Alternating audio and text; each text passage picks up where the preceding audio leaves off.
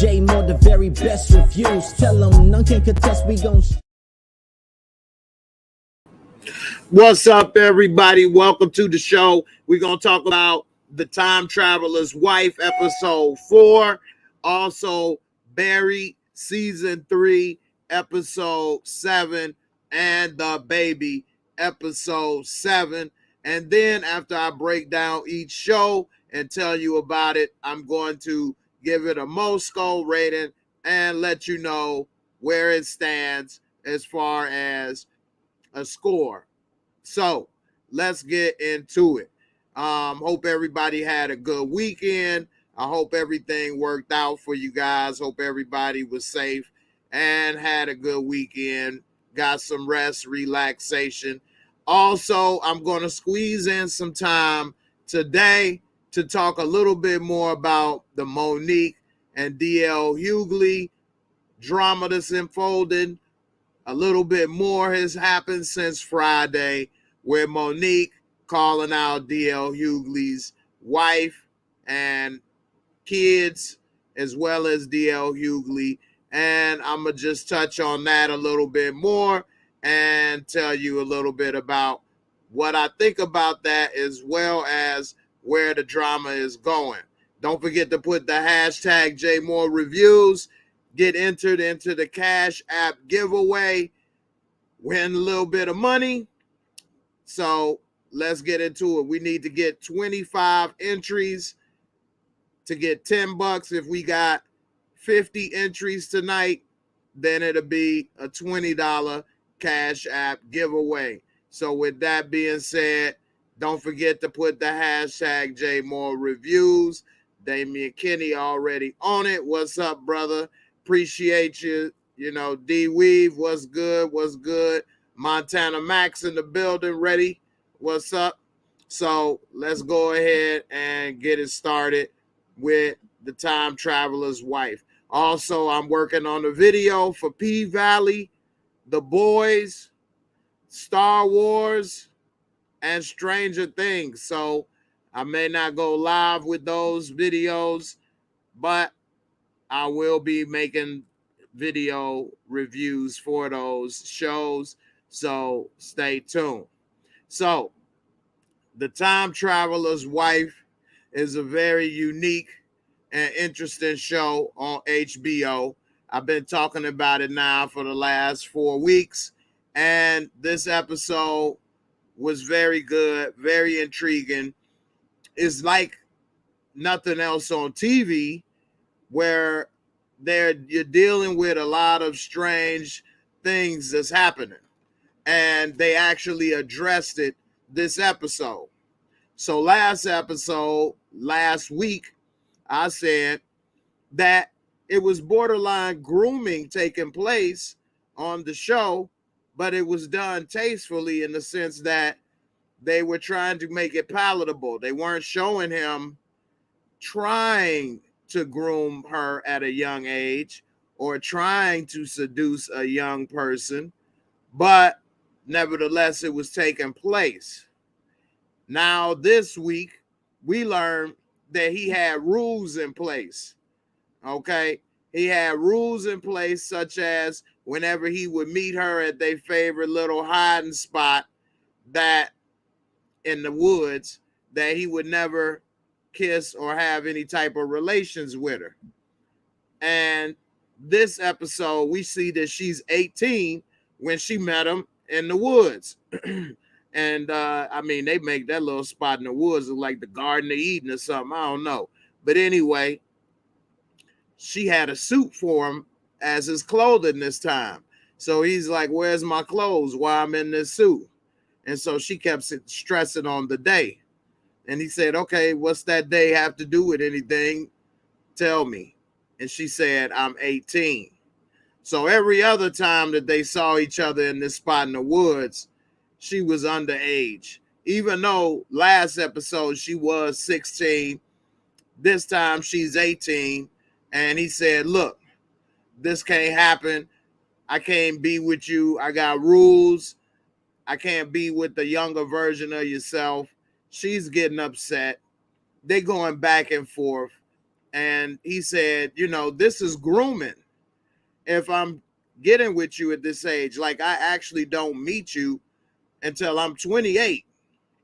So she's saying, yeah, well, I've known you before then, and I've been grooming you, which she couldn't groom him in this situation because she was a young girl at 6 years old when he was 28 or 30 or 40 or something like that when he met her. So she was falling in love with him as a best friend. He was the only one really showing her a lot of attention at her life at a young age, but she didn't groom him. Now, last episode, she did have him kidnap a guy, which I don't understand what happened to this guy because they kidnapped the guy. She wanted him to be killed. They end up tying the guy to the tree.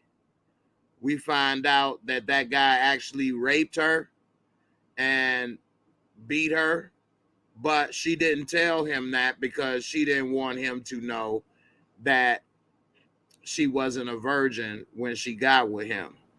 So what happened was he was with her in the Garden of Eden, and they end up getting together or whatever. And while they were kind of, because she did end up seducing him, she took her dress off, and he saw that 18-year-old cakes, and he was like, well, happy birthday. Nevertheless, they end up sleeping together while he was, 41, and she was 18. But they found out last episode when she's 16 that they would actually be married. He tried not to tell her, but while they had old boy tied to the tree, he spilled the beans. So later this episode, she's having flashbacks about being raped because he was trying to tell her, I don't want to be your first, I want to be your last. And so she was having that flashback as in, boy, if you only knew about my first. And last episode, she did say that she never told him. And the way that this goes on, where they have the episode play, but then it cuts to them talking to a camera at different ages in their life. Sometimes they're young, sometimes they're old. It leads me to believe that either she outlives him or he's dead in the future at some point. And they kind of said a little bit about that this episode, which was kind of interesting how they did that. So as they got together, slept, he told her, I won't see you again for 2 years. So she's upset. He's saying, live your life, have fun, because the guy that you're going to meet is doing that. And he doesn't know you even exist at this point. So do the same thing. So we later see that by the time she's 19, she's living in some luxury like loft apartment. And we see that it was some type of dinner that they were having with her and her friends. And we see Henry showing up. And the guy that was there, Gomez, kept calling him library boy, library boy, library boy. And so we could see he got a little bit of jealousy, a little bit of shade attached to him. And so we later find out that he had reason to be a little jealous and shady because not only was he her roommate's boyfriend, we later see she's sleeping with him too. So she's sleeping with Gomez while her roommate was out of town.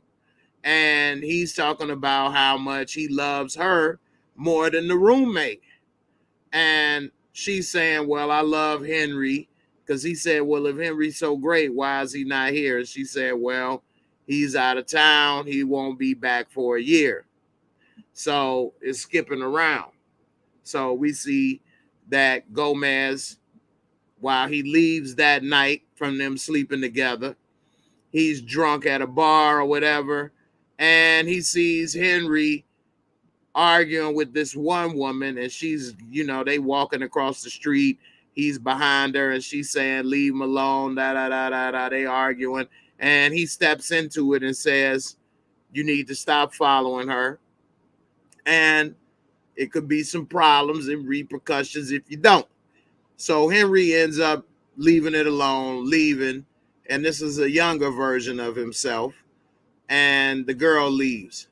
So we see later that when, you know, Claire is sitting there with her roommate, and they talking about Gomez, and she's saying Gomez really got the hots for you, Claire, and she's saying, nah, that's for you, y'all a good couple. She said, yeah, he thinks you a lesbian, which he did mention to her when they were sleeping together. After it was over, they kind of had a small little argument because he was upset that she was crying and then wondering why and all this other stuff. So she said he think you a lesbian, and so she said, well, that's funny, and but no, I'm not a lesbian. And so she said, you the one that's beautiful and hot. And she said, yeah, I feel the same way about you. Meanwhile, they drinking some wine. Next thing you know, the roommate, who is beautiful, kisses her. And so she pushes her off like, hold on, wait a minute. No, this ain't that. This ain't that type of thing. And so the roommate, all upset, whatever the case, saying, I'm sorry, I shouldn't have done that.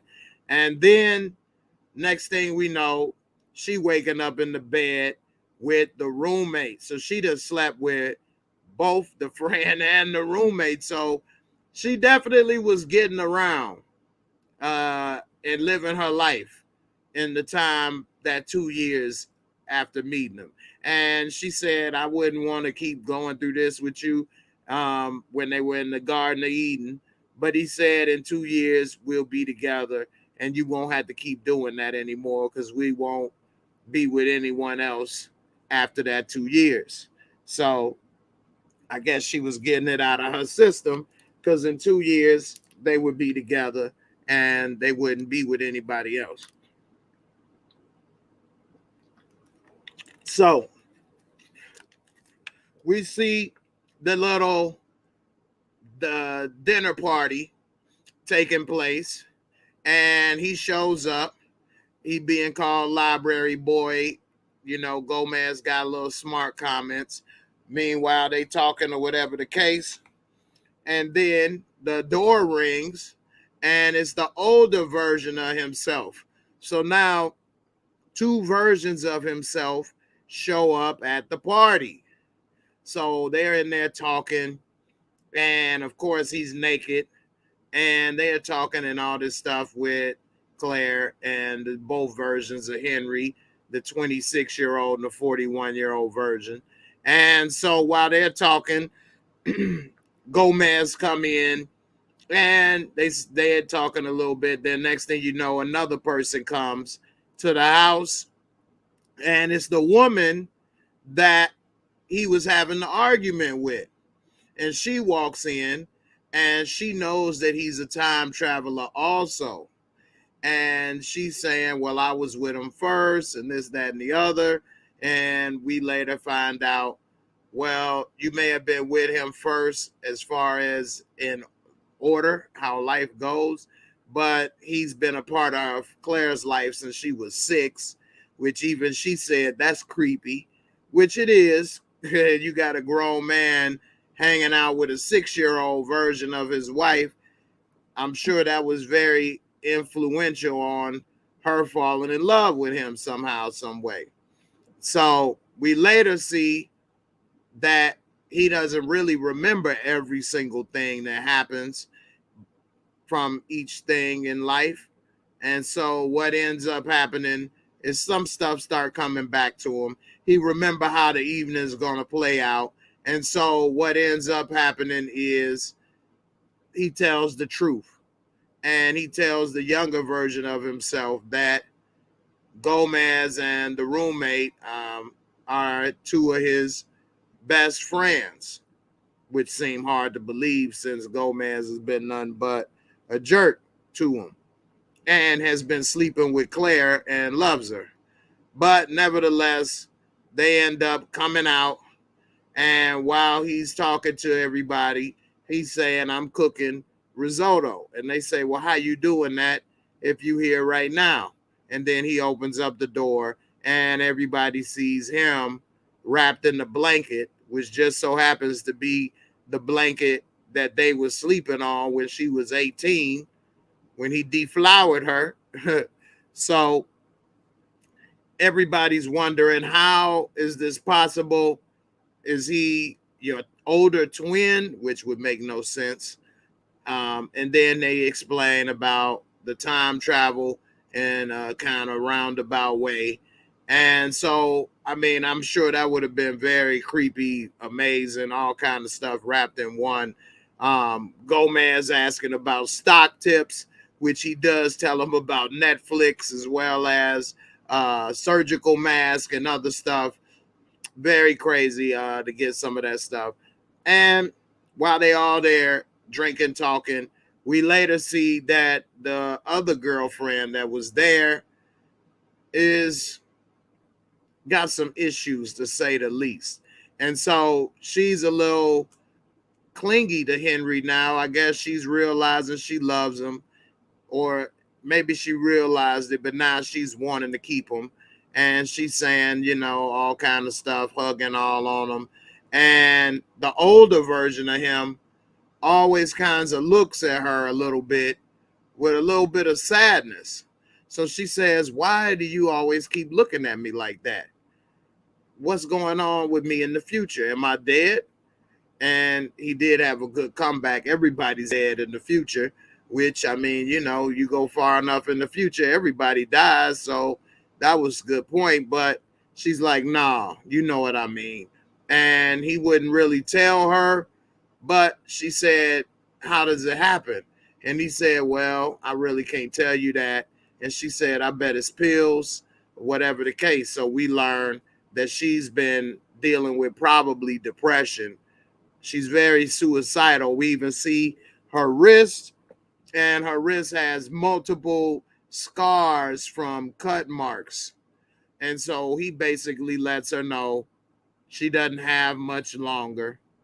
And I mean, that was kind of sad. A lot of people like to know their future or wonder how they'll live or die or whatever the case in between.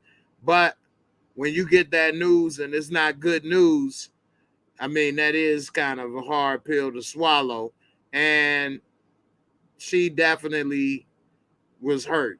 Um, Now, it wasn't because of him. We see that more than likely she does it to herself. And so I guess if you had that type of news that you would probably end up killing yourself, what would you do? Would you change it? What would a person do? So nevertheless, she got that news. She was broken up, crying, all of that stuff. And it was really kind of sad for her. In the end, we see that he's actually going to be with Claire from the foreseeable future from here. His friends, he actually told them about it, which was kind of crazy that they were so accepting in a way. But from what he explained, is some type of glitch or DNA issue, and he can't control it, and it makes him time travel. And so, I mean, in a way, it's kind of a sad story in a way, because they were saying, well, could you stop this? Could you warn people of that? And he's saying, well, I mean, who would believe that a person's a time traveler, let alone popping up naked in all these places and saying this stuff?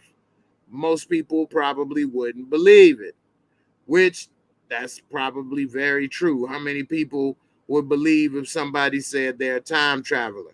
If you actually can go on YouTube, and it is videos of people that are supposedly time travelers saying what's going to happen in the future and all kind of things. And it's very interesting, to say the least. I won't say it's believable, or not believable, but you believe what you want to believe. It's no way to really prove a lot of the stuff. So it is what it is. So anyway, to wrap it up, this was a very interesting episode.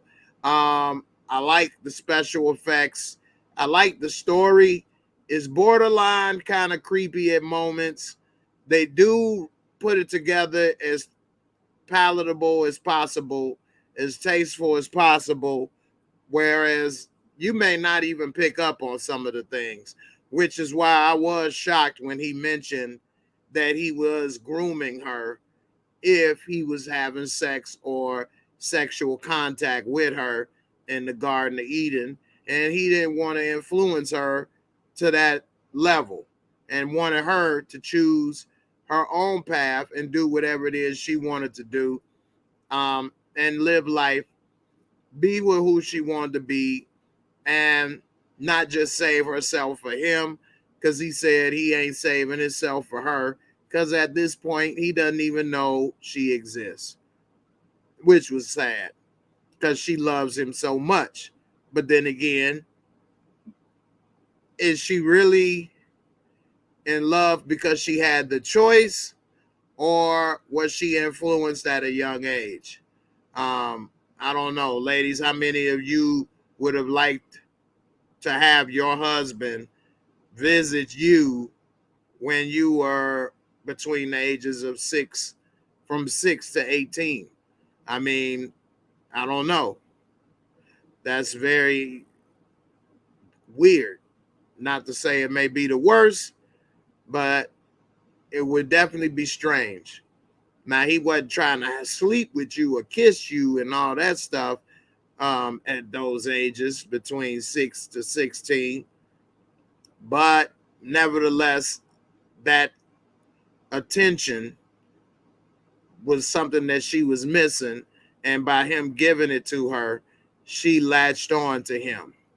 So we'll see. In the next episode, they alluded to a little bit of what may happen to him. He said, hey, I never seen myself past, I think he said 42 or 46, something like that. So he said either I found the cure somehow or I'm not alive anymore. So we'll see what happens. I don't think this is the type of series that will go on for 3, 4, 5, 6 seasons. So we may get a conclusion to this story pretty soon. I believe it's a limited story, limited series. It doesn't say limited series. I don't think I saw that. But we'll see how it turns out. Let's see. Has it been renewed for another season? I don't think yet it has.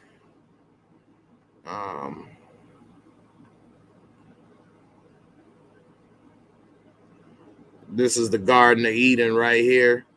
This is when she was 18, coming to get chose with the blanket. She was ready. She took that dress off. When she took that dress off, boy, she had some Fredericks of Hollywood type stuff on damn near.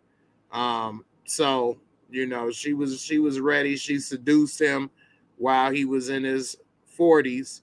And I will say that she may have seduced him at this point, but the work had already been done, and she was wanting him for a while.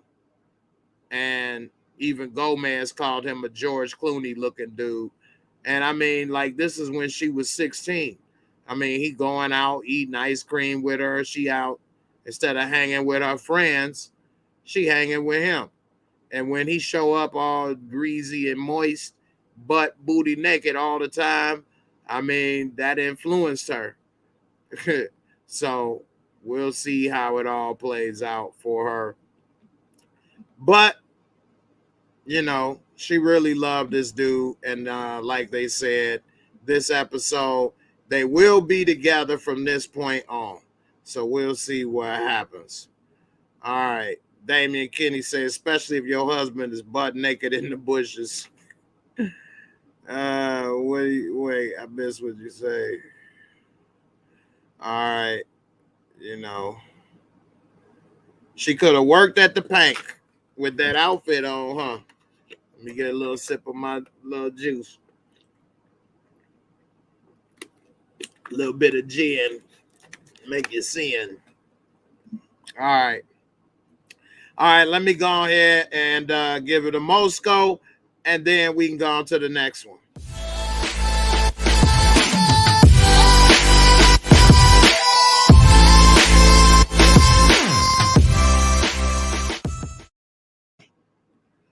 All right, the Mosco is a little score rating system I came up with. 4 categories with 25 points is the max for each category. Real simple, add up to 100. You can always break it down a decimal point to get a score of 1 to 10. So first category, visuals and cinematography. I think that is a very good, above average visual show with the cinematography, the way that they place multiple versions of himself and interact and talk. And this episode was really well done with how they talk with each other, finish each other's sentences when they was talking to the friends, and how they would stand next to each other, do different things. I mean, it was seamless. I remember the first time we used to see the same person play multiple versions, and you could tell it was a little off. Whereas this, I mean, you would think it was really there if you didn't know any bit difference. So for that, I will give it a 25 for this episode. Storyline and plot, it is very interesting. He came out, told everybody, his friends, future friends, and we learned a lot about Claire as well and what's going on. And then we learned about this other girlfriend before Claire. And while they was talking, she even said, that's what the girl before me said, different things. So, I mean, it's very interesting what's going on with him and how they got together. It's keeping me intrigued. I give it a 20. Special effects, makeup. The special effects are top notch. They use all the great camera work and all of that stuff. Although she didn't really look 18, she doesn't look too old, like, 30. So, I mean, that was pretty good how they kind of made her look younger. The way they make him look different ages with the long hair or the short hair with some gray or different things going on, I think is fantastic work. And I would give it a 20 for what it is for that. And entertainment, fun factor. It was very entertaining. I enjoyed the episode. And I think that this is a good show to watch, especially if you're a lady and you like romance. It does have that. Guys, it does have a little bit of good storytelling and intrigue and stuff. And so I think that it has something for everyone. Brings it to a 20. I give it, which gives it a total score of a 85 for this episode 4. Put that on here. So I give it an 85. All right. Now let's get into Barry. Barry is also another show on HBO. All 3 of these shows are on HBO. I will be making videos for P-Valley, The Boys, Star Wars, Obi-Wan, and Stranger Things. So stay tuned for those. I am going to be ramping that up and getting that produced out pretty quickly. Now, Barry is in season 3. This is episode 7. And Barry did not disappoint. It's been very good this season. If you haven't watched Barry, you should definitely check it out. It's an action show, but it has a lot of storytelling that is very unique in the sense that it has the drama and the comedy intertwined with the action. and it's very well done. And it's only a 30-minute show. So you can watch it, and I mean, it's so good in that 30 minutes, it almost always leaves you wanting more, which is always a good thing. If you're watching the show and you're thinking, well, this is long, that's not a good thing. But if you're watching the show and you're thinking, man, that was good, it's over already, that's what Barry does pretty much every episode.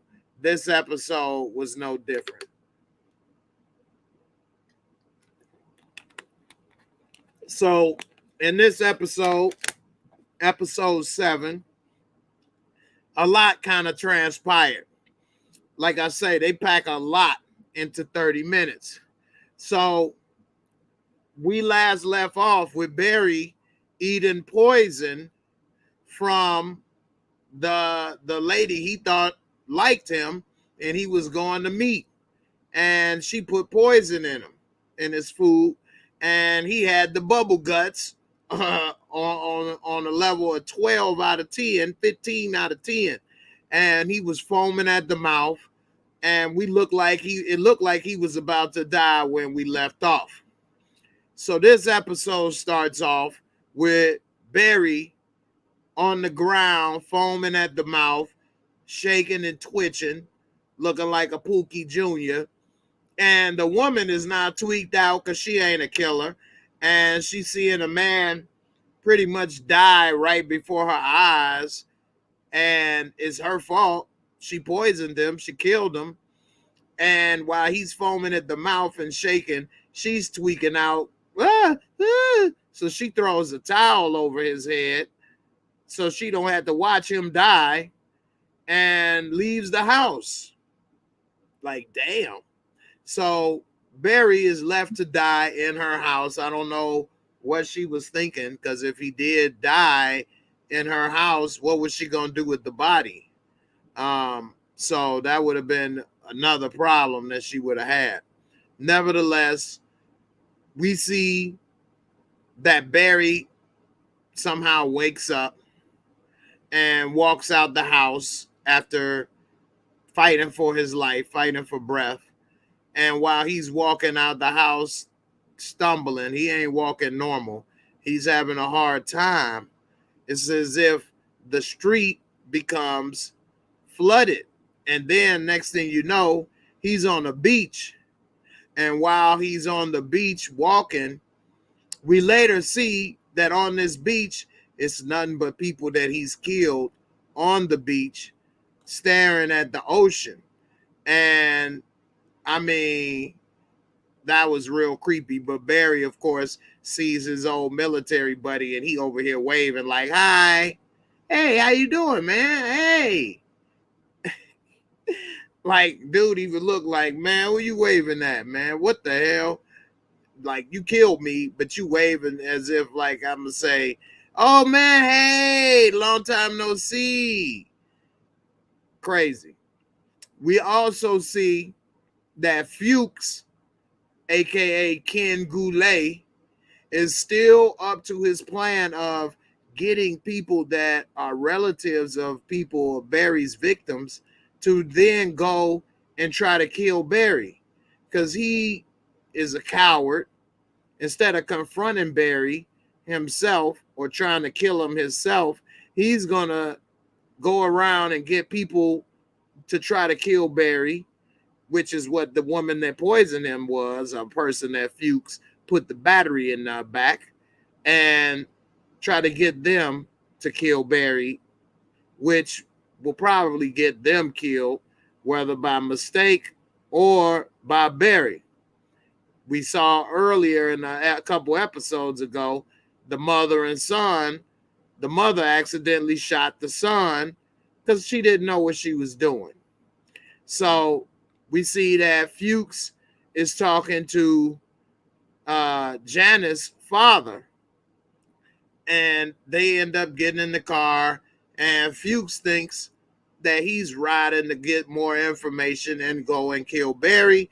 But what he in turn does is takes Fuchs' hating ass down to the police station, And while Fuchs is at the police station, he then is being confronted by the cops, the little idiot cop that's in charge.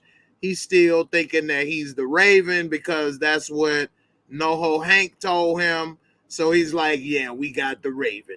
He is the one that killed Janice, the Raven. And so the FBI agent is there. And when the guy, Janice's father, tells them that this guy said he knew who killed my daughter, and that he said it was a guy by the name of Barry Berkman. And they said, well, that's the second person. That's not the first time we've heard that. And then he said, well, who's the other person? And they said, the acting coach, Gene Cucino. So while they're in there, the FBI agent that used to serve with Barry, coincidentally, tells them, turn the cameras off, and I'm going to go in there and talk with him. And so, the idiot cop, like, no problem. This is how the FBI does things. You want a phone book to beat him with? So, nevertheless, he go in there, and while talking, he realizes that maybe he is on to something, because Fuchs does know a lot of information about Barry. He knew who he was when he explained about how he was injured while over there serving, and that Barry took his frustrations out on the wrong guy. So he knew who he was. He said, you're Albert. So he kind of believes Fuchs a little bit, but he know Barry saved his life. So he's trying to figure out exactly what's going on. Meanwhile, we see that Gene Cucino has his own TV show now. They told him that they loved what he was doing last week on the show, and that they were thinking about doing a show with him, like a acting show, acting teacher class type show. And so we see that the show is now in full production.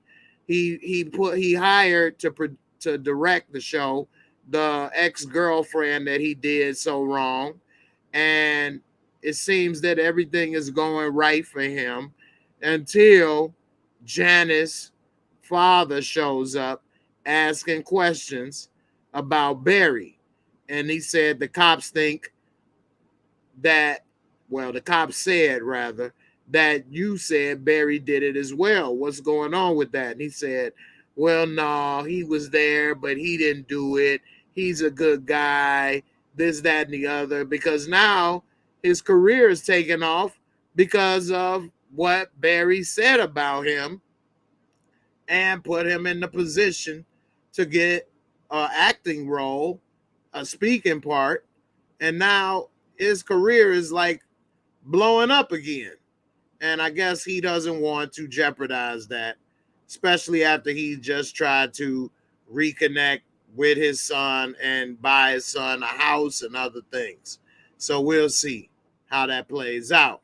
But he may get growing a conscience and throw all this stuff away because he really loved Janice and he want to tell what's going on. We don't know yet. Now, also, NoHo Hank done went to South America, I believe, to look for Cristobal. Why? Hey, Cristobal, are you here? Hey. He just saying that walking down the street as if everybody will know Cristobal or Cristobal will hear you. He ends up talking to some random dude, and while he's talking to this dude at this shop, open air market, and the guy didn't know Cristobal, but he mentioned the family, and the guy's saying they sell drugs. And he like, yeah, you know them. Yeah, they drug dealers. Where you tell me? Where's Cristobal? Where are they? And while he's just staring at him and talking, he pulls out this multiple piece sticks and putting it together. And he's just standing there watching him, and he putting it together, and then he get like a little blow dart and put it in there and then blow it in his neck. And he like, I had a feeling that's what you were doing, but I didn't know. Okay. And he puts him out of commission right there. I mean, that was hilarious. He's an idiot, NoHo Hank. So he got taken out by the dart. Just sat there and watched him put it together and take him out.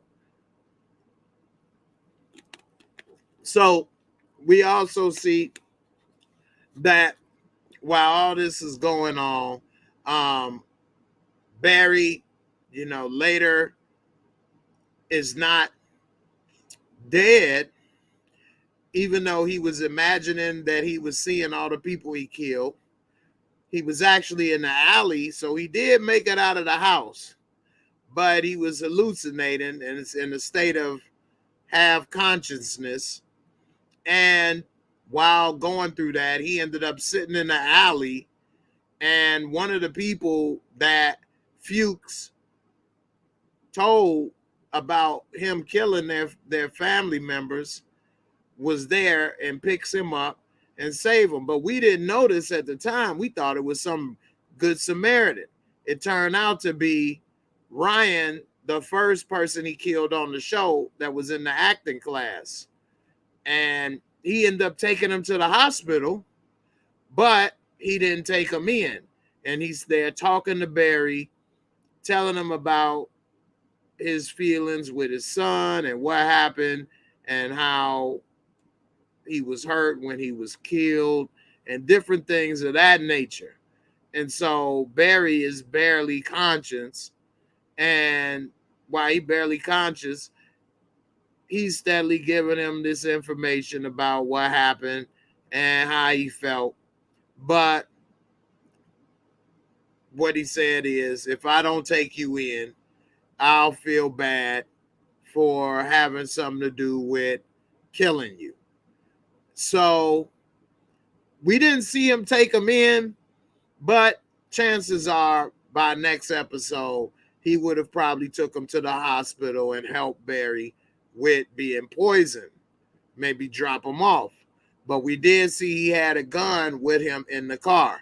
Now, I doubt he shoots him, but he was planning on possibly do it because Ken Goulet, a.k.a. Fuchs, then put the battery in everybody's back and have them ready to kill Barry. Lastly, Sally is losing her mind.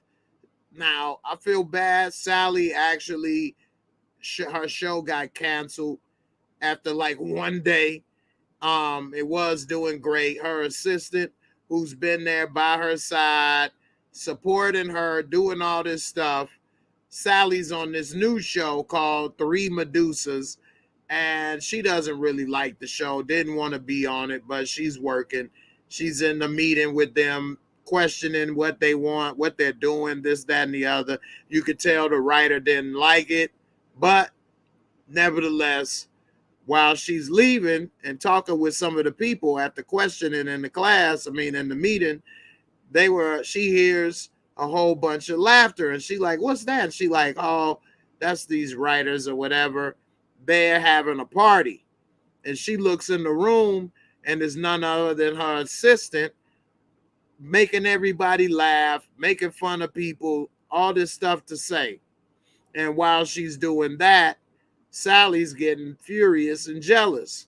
So we later see that she confronts the assistant, and she found out the assistant now is on her own show that's pretty much a ripoff of Sally's show. And so while in the elevator, she snaps on her, calls her a C-U-N-Tijuana, and all this stuff about how she ain't this, she ain't that, blah, blah, blah. Little did Sally know, because the woman was all backed into a corner or whatever, that she was recording the entire thing and eventually put it on social media about how she was attacked by Sally. Sally's manager or agent told her, do not respond. Sally responded anyway, and made matters worse. When she was telling Sally at the house, why'd you do that? You should have let me handle it. Sally went off on her saying, you ain't really got my back. You work for me. You ain't this, you ain't that. And so she said, you know what? I got to drop you. And so now Sally's career is unraveling and she has no support now. And it looks pretty bad for her. She might end up getting back with Barry so he could go and take out the people that did her wrong. Who knows? So we'll see.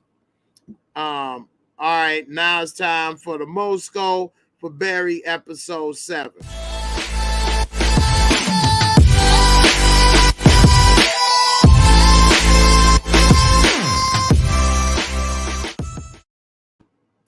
All right, the Mosco is 4 simple categories with a 25-point high score rating, bringing it to a total of 100. You can always break it down a decimal point and get a score of 1 to 10.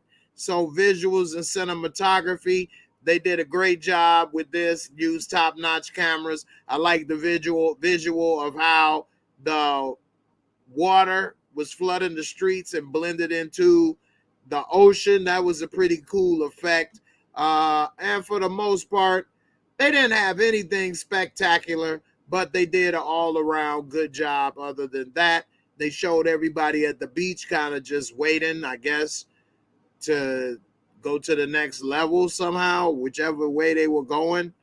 And there was just a couple other interesting things on how they show Barry going between consciousness and that state. Overall, I would give it a 20. Storyline and plot is pretty good. I really enjoyed this episode. How they're trying to show what Fuchs is doing, the FBI, Sally having a mental breakdown, Barry. It really wasn't about Barry too much this episode. NoHo Hank is always hilarious, and I enjoyed him as always this episode. I would give this episode a 20 for storyline and plot, and special effects and makeup. Wasn't too many special effects really going on this episode, but overall, other than the water blending into the street and a couple other things with Barry looking like he was going to die, foaming at the mouth, different stuff like that. Overall, though, I would give it a 20. And entertainment, fun factor, a very entertaining episode, and it's been on par with the rest of the season. And I enjoyed this episode just like all the rest. And it wasn't the best episode so far, but it is very good. And I give it a 20, which brings it to a total score of an 80 for Barry episode 7, season 3. All right, Barry, if you all haven't checked it out, check it out on HBO Max. It is a good show, very entertaining, 30 minutes. The first 2 seasons are only 8 episodes a season. You can watch it in no time and catch up, and I'm telling you, you won't be disappointed. It's a good show. Check it out. I highly recommend it. This is only the 3rd season. All right. Now, lastly, for tonight, we're going to talk about The Baby. And after this, I will get into a little bit more about what happened with D.L. Hughley. Okay. So, The Baby episode 7 was a very good episode in the sense that we learned a little bit more about what's going on with the baby and Natasha, Mrs. Eves, and the background. So we already have learned that this baby is not a baby. This baby is actually 40 to 50 years old. Okay. And we learned in this episode that it's some type of spell or something attached to this baby, and that Miss Eves thinks she can break the spell. She want to kill the baby, but now she feels she could break the spell. We later see during this episode that Natasha, by providing a little bit of TLC, was able to get the baby to calm down, and she feels that the baby could actually be cured and be okay if you give him enough love and, caring and, tender love and care. And so she's now not on board with the killing the baby type thing. But little did she know at first, because Mrs. Eves did have some type of heart attack, so she trying to help her through it. But she didn't know the extent of what Grandma was ready to do. And so while going in her car of Mrs. Eve, she finds all kind of witchcraft items and things in there. I mean, the baby, they be touching on some subjects. And this is a limited series. So she's trying to see what she could do to help both Mrs. Eves and the baby. She then thinks that she could possibly change it around. We later see that her sister Bobby, is having some type of breakdown. She was the magician's assistant, so her lover is a magician, and she's her assistant. So that explains why she was doing magic tricks throughout this show. And while they're doing their audition, I guess, to get a full-time booking, she's in a state of zone, trance, whatever you call it, and she's definitely not into it. She kind of tanks the whole performance, gives away the trick, saying, I'm not really throwing the knives. Here go the knives. It's an illusion. And then walks off the stage and says she quit. So she not only quit, but she did it in a horrible way. It's not always about what you do, but how you do it. That's the key. And so because she did that in the way she left, that was probably the end of their relationship. So we then later see that Miss Eves has a plan, which is to kill the baby's father. We see in the hospital, this man is in the cardiac ward. He got a bad heart. And while she goes to try to take him out, she done brought gasoline. I don't see how there ain't nobody there to notice that a woman walking in with gasoline in the damn hospital.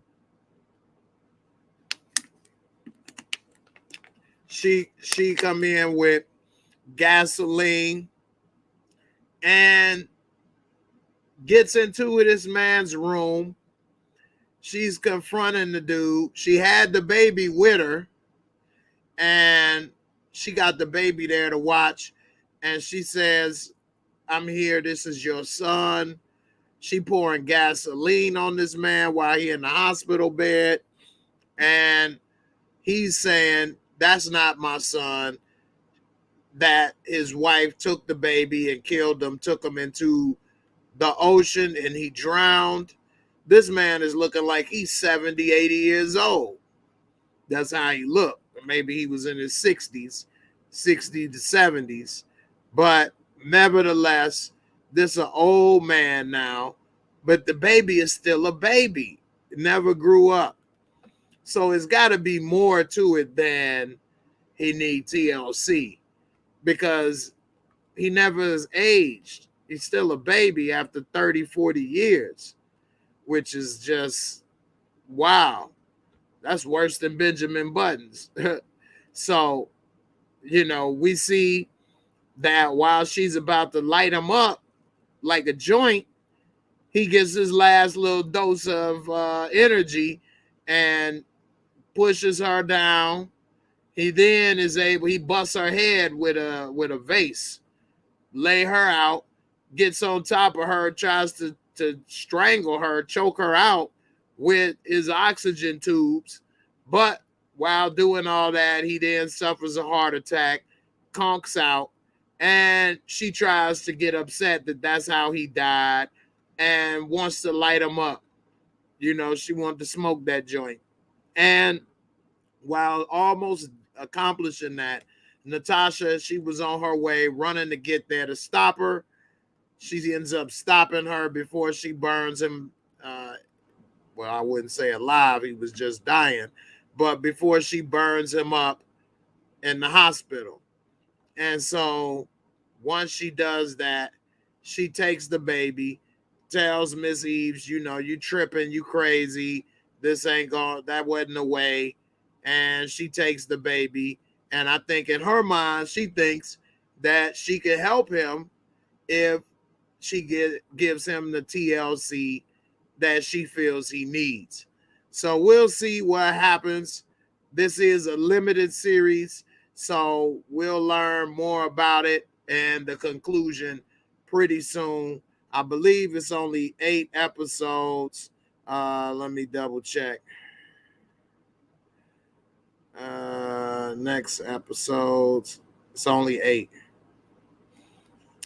Yep, it's only 8 episodes. So next episode next week will be the last episode for the baby, and we'll see what happens with that. So, and I believe Barry is also 8 episodes. So I will be talking about some other shows live during this time period after next week.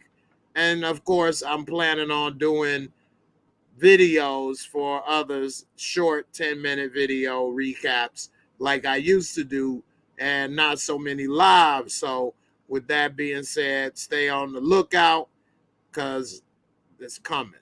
Now, let's do the Mosco for episode 7 of The Baby on HB.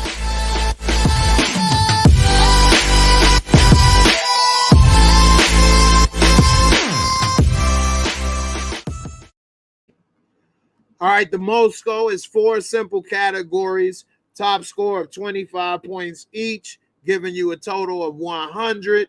You can always round it down, rather, take off a decimal point to get a score of 1 to 10. So the first category, visuals and cinematography. It was a very dark episode. It seemed like it was no sunshine at all for the most part.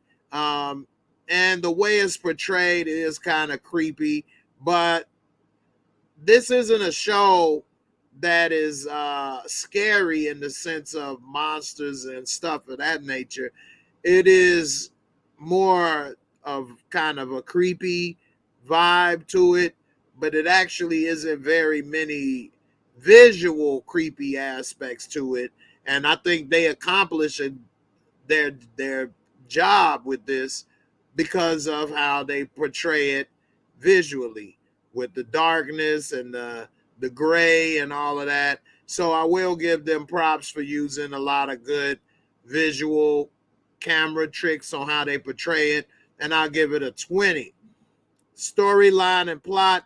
This is a storyline and plot for this show overall, unlike any other show.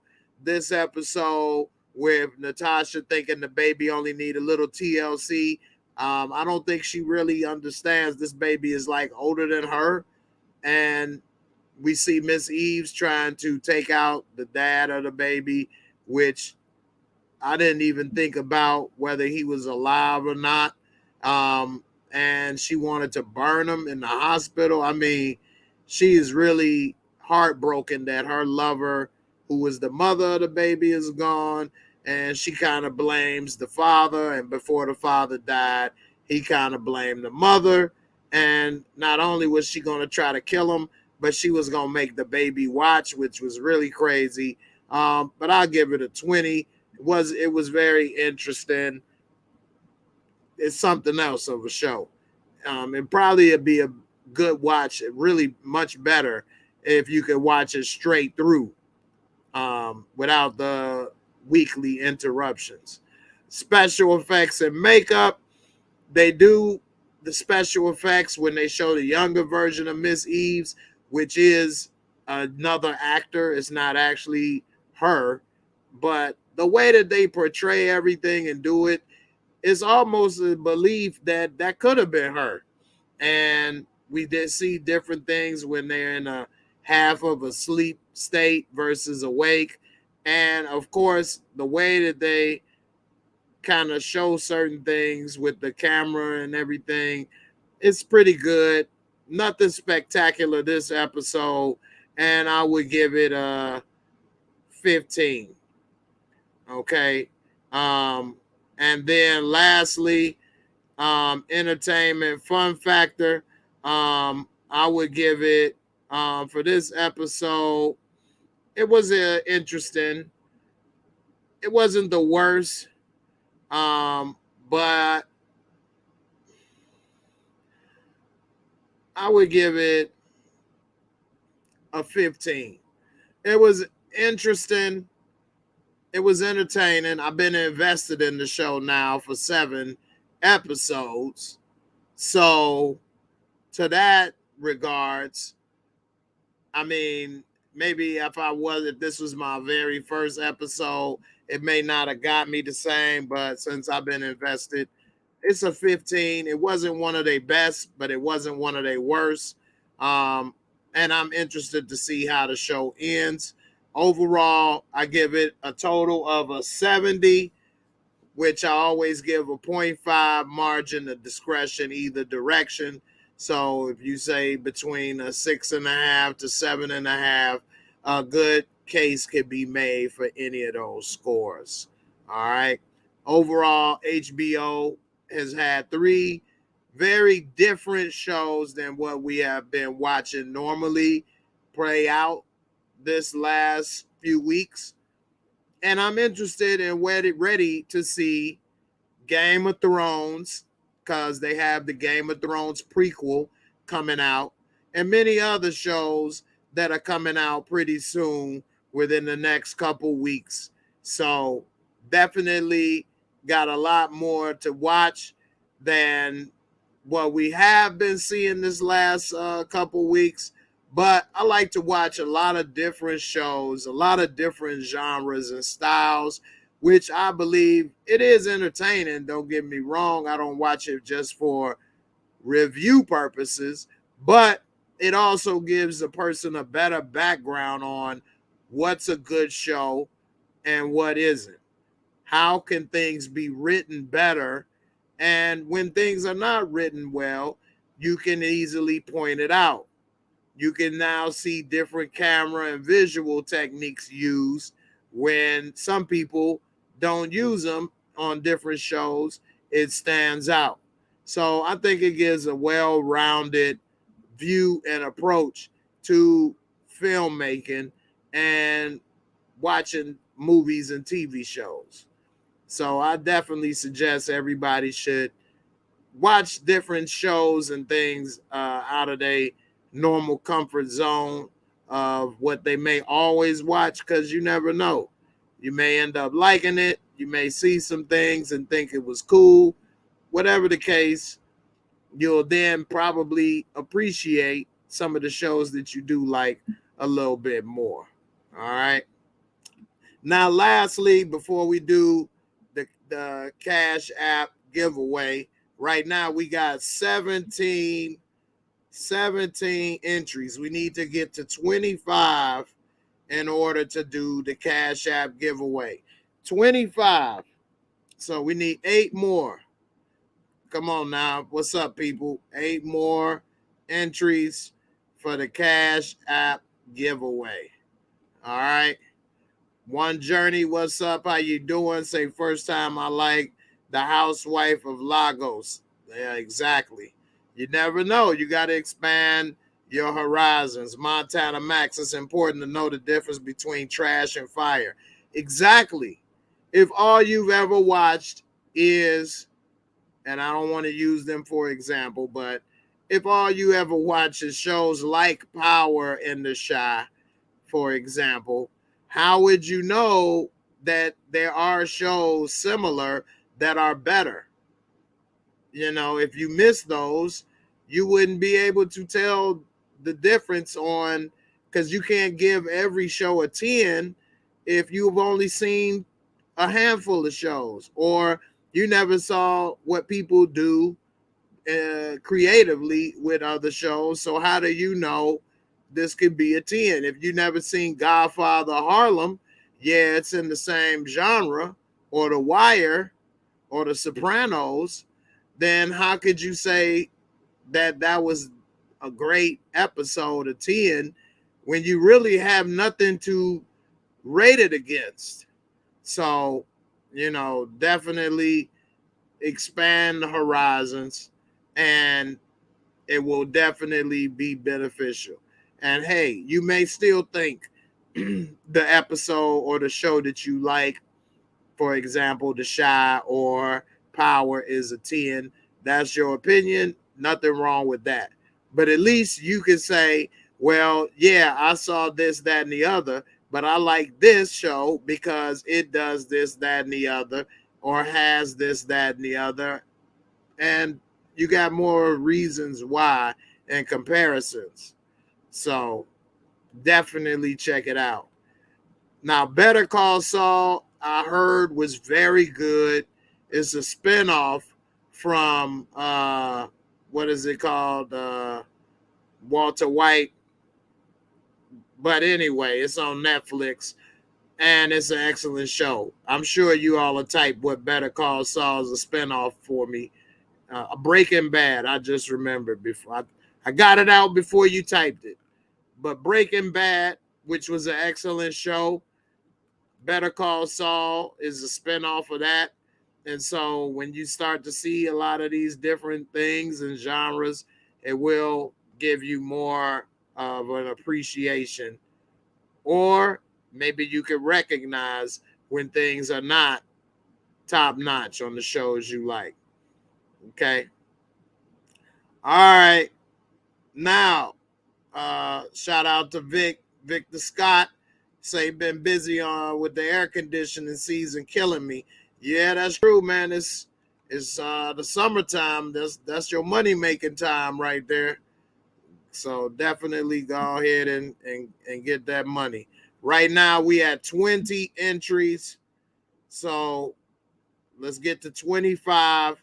I'm about to talk about the Monique and DL Hughley saga real quick, and then I'm gonna get out of here unless we got the 25 entries.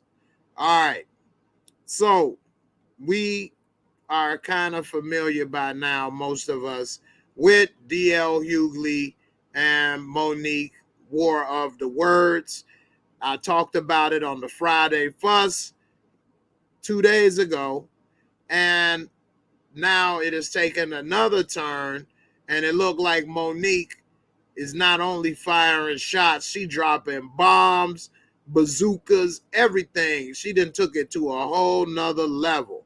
So now DL Hughley's oldest daughter had to come check Monique about something that she said that I'm going to let you all tell me, was it fair or foul? You write in the comments, fair or foul, and I'll tell you what I think about it. So, DL Hughley's daughter, Ryan Nicole Shepard, has decided to speak up after the ongoing feud between her father and Monique got personal.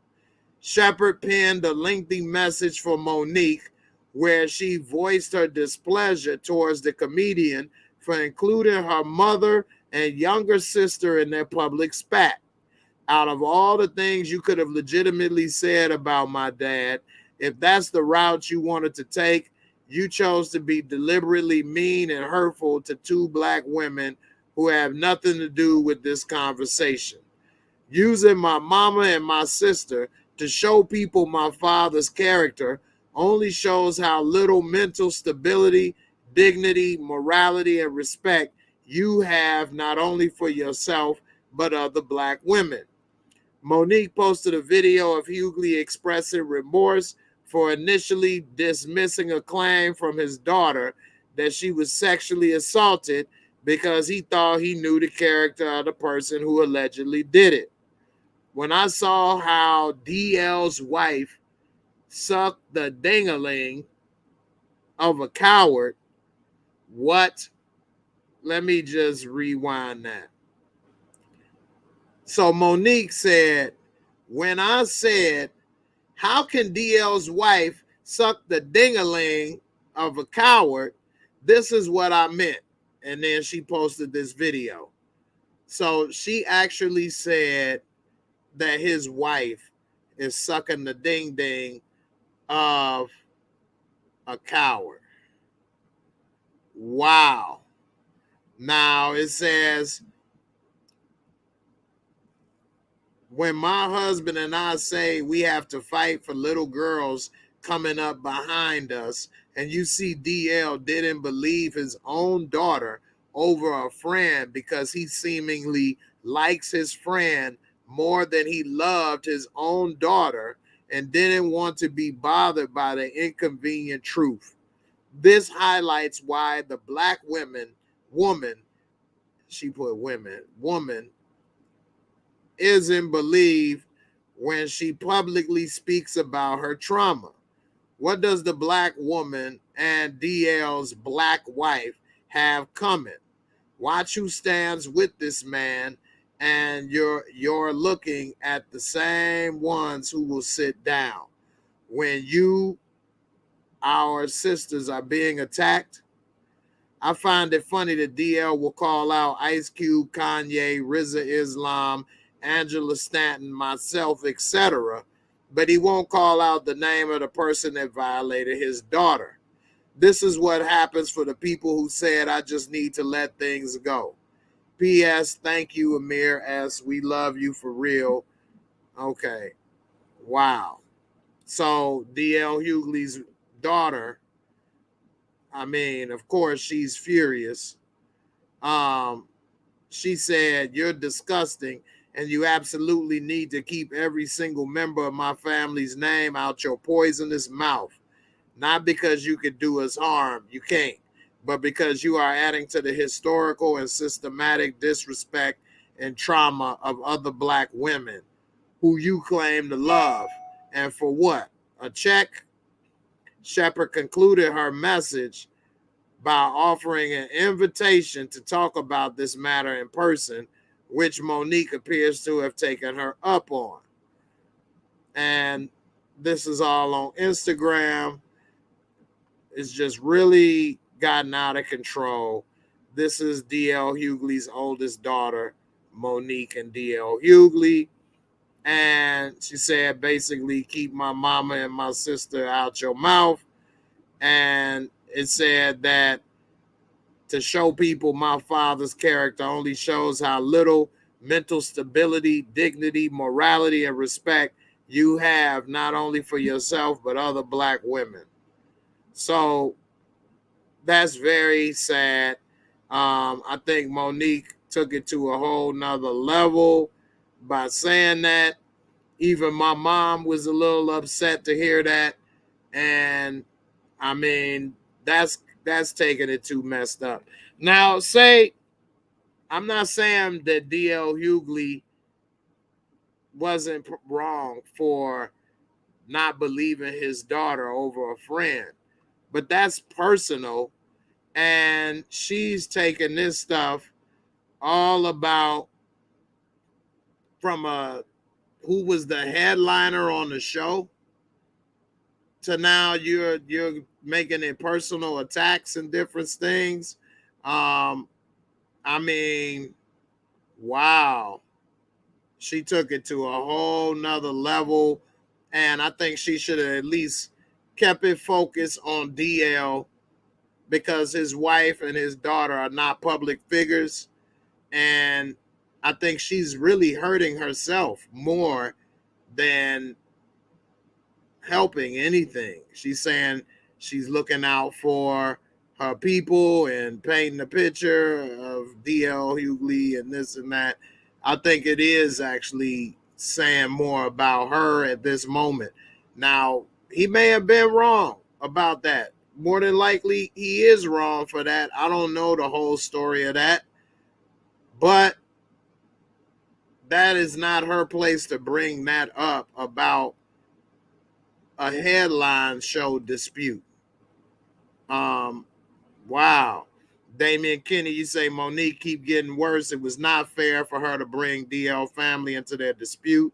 Next week she'll be crying, apologizing, blaming her behavior on current events.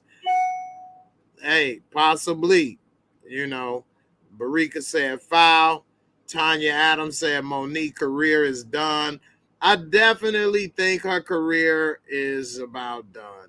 I would say Monique was a B to A minus on the scale of an A-lister. She was a B to an A minus. I think she just dropped herself down to a C minus to a D, because I don't think people may want to book her.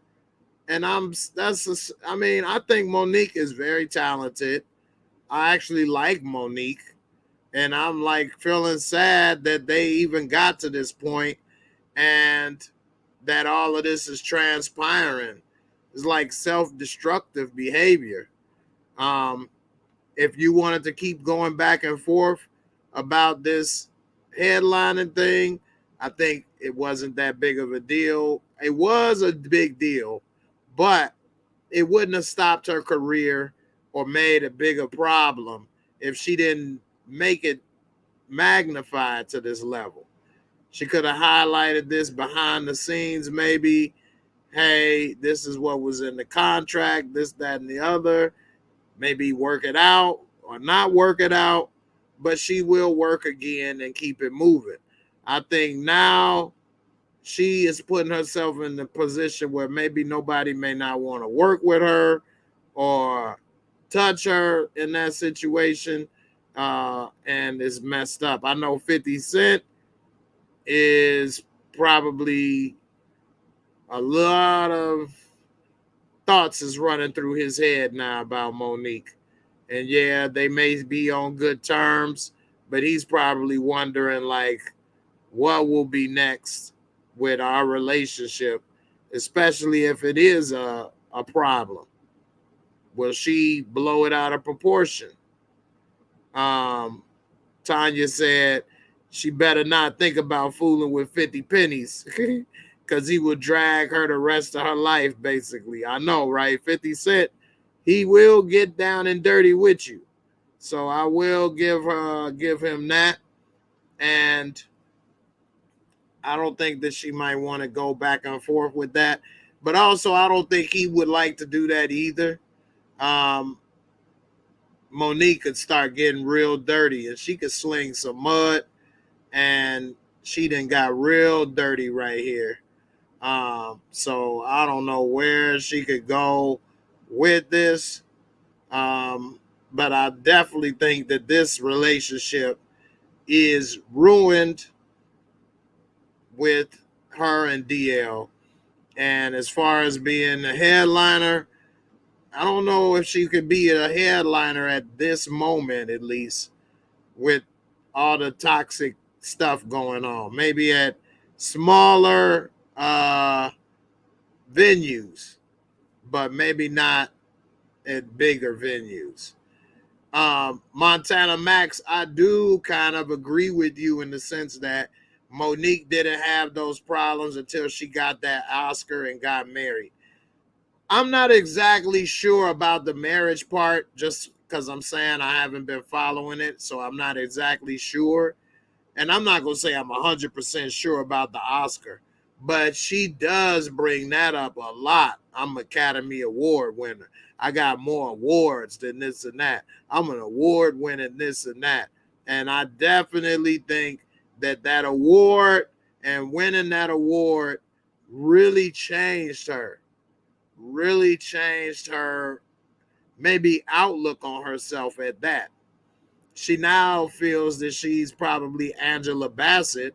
I never heard Angela Bassett say anything about award winning or any of that stuff. But Monique says it a lot, a lot. And I mean, that's kind of sad, man. Definitely. Damian Kinney says the DL's comment about Precious being a Monique documentary hurt her feelings, so Monique felt she should get personal. That's a great point, Dame. That is a great point, and you may be 100% right. I didn't even think about it like that, and you got a great point. Although he could get on some personal, he did say that she's been doing this with other people, but he didn't get to the point of how could your wife suck the dang-a-lang of a coward and all this stuff and putting out. What if they didn't want that? I never heard of this incident. Again, I'm not a big follower of celebrity scandals, so I mean, it would have to be something for me to hear it. But I didn't know about this, and now to hear about it like this is kind of sad. So, Barika, Monique trying to clown DL for his initials, but her zaddy is bisexual, allegedly. DL for what? Down low? She could have stuck to some jokes like that, and that would have been better at least than to throw these two women under the bus like that. And Montana Max, I have heard this, and Barika just said it a little bit about him a little bit, but you say her husband is all in her ear in the background. I'm telling you, I'm gonna add an allegedly because we don't know for sure, but I have heard allegedly that he has had a negative influence and changed her not for the better, allegedly, and that he is her manager and maybe not the best manager for her. That is things that I've heard allegedly is going on. I don't know. I haven't met them or seen it or whatever, but sometimes people get caught up in the wrong situations and do things that they regret, but they don't realize it until it's maybe time has passed, to say the least, whether it's weeks, months, years. So we'll see what happens. Ill Woods, you said Monique, the one with the coward comment. That's horrible. Okay, it is horrible to say what she said, though. That was on a whole nother level. You, Don Magic Ron, you just a black woman can really get medieval when they're pushed the wrong way. Hey, I wouldn't put it past her. I mean, I see right now what she's doing, and that definitely is pretty bad. All right, y'all, time to wrap it up. I appreciate everybody for watching. Don't forget to stay tuned for the next episode. Unfortunately, it ain't going to be no giveaway today. We only got 21 entries. I appreciate everybody for putting in the JAYMOOREREVIEWS, hashtag JAYMOOREREVIEWS. Let's make sure we get it all in there, at least 25 entries. That's not a lot. Let's get 25 entries so that we can do a Cash App giveaway so I could give back to those that give to me and all the support. Everybody, y'all have a good weekend. Get some rest. I'll catch y'all later. Everybody, be safe out there. And I'll see y'all on the next episode. I'm out of here. Peace. Deuces.